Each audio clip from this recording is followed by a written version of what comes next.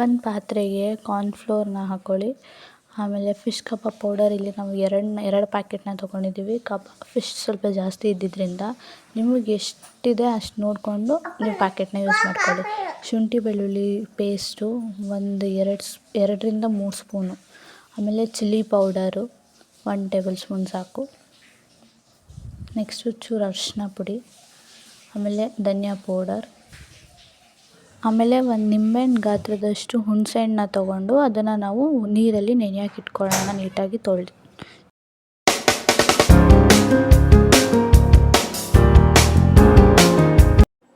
ಈಗ ನಾವು ಒಂದು ಮೊಟ್ಟೆ ಸಾಕು, ಅಂದರೆ ಮೀನು ಎಷ್ಟೇ ಇದ್ರೂ ಪರವಾಗಿಲ್ಲ ಒಂದೇ ಮೊಟ್ಟೆ ಹಾಕ್ಕೊಳ್ಳಿ.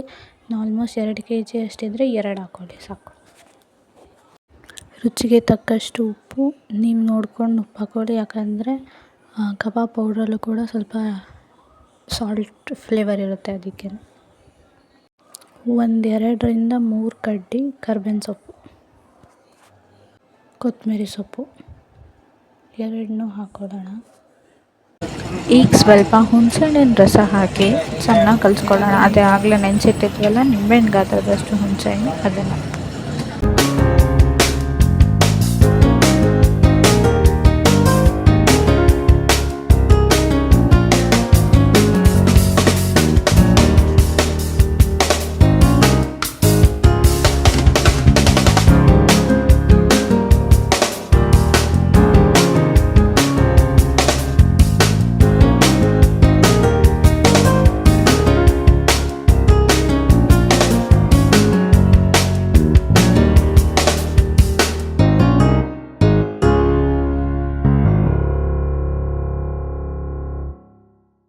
ಈಗ ಸ್ವಲ್ಪ ಅಕ್ಕಿ ಹಿಟ್ಟು ಹಾಕ್ಕೊಳ್ಳೋಣ, ಯಾಕಂದರೆ ಕ್ರಿಸ್ಪಿನೆಸ್ಗೋಸ್ಕರ.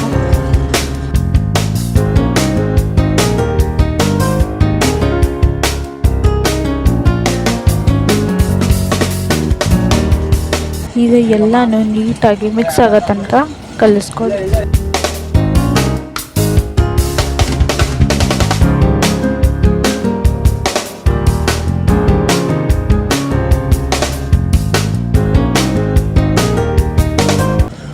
ಈಗ ತೊಳೆದಿಟ್ಟಿರೋ ಎಲ್ಲ ಫಿಶ್ನೂ ಹಾಕಿ ನೀಟಾಗಿ ಒಂದೊಂದಕ್ಕೂ ಸ್ಪ್ರೆಡ್ ಆಗೋ ಥರ ಅದಕ್ಕೆ ಹಾಕೊಳ್ಳಿ. ವಿಡಿಯೋದಲ್ಲಿ ತೋರಿಸ್ತೀನಿ.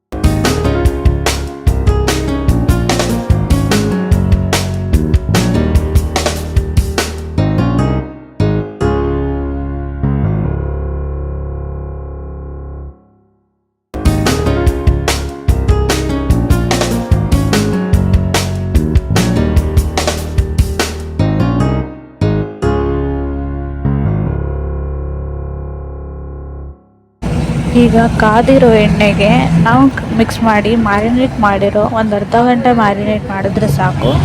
ಮ್ಯಾರಿನೇಟ್ ಮಾಡಿರೋ ಫಿಶ್ನ ಹಾಕ್ಕೊಳ್ಳೋಣ. ಒಂದೊಂದಾಗಿ ಬಿಡಿ, ಎಣ್ಣೆ ಕಾದಿರಬೇಕು ಚೆನ್ನಾಗಿ.